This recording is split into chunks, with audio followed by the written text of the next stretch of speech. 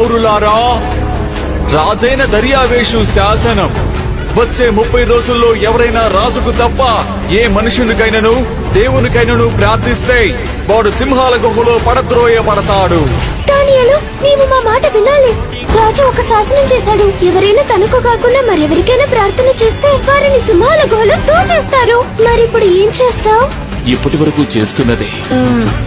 నీవు రహస్యంగా ప్రార్థించుకోవచ్చుగా దానియేలు. ఇతరులు నన్ను ఏం చేస్తారో ఏమి అనుకుంటారో అని భయపడితే నేను సరైంది చేస్తున్నప్పుడు కూడా నాకు బలము లేనట్లే అవుతుంది. దానియేలు, ఇందును బట్టి అత్యున్నత అధికారంతో నిన్ను బంధిస్తున్నాను. సింహాలకు ఆహారంగా వేయబడుతున్నాననే పట్టింపు కూడా అతనికి లేనట్లే ఉంది.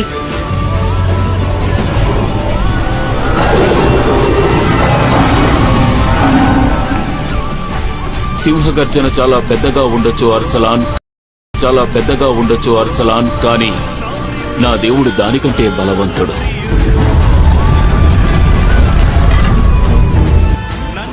రాయిని తొలగించండి.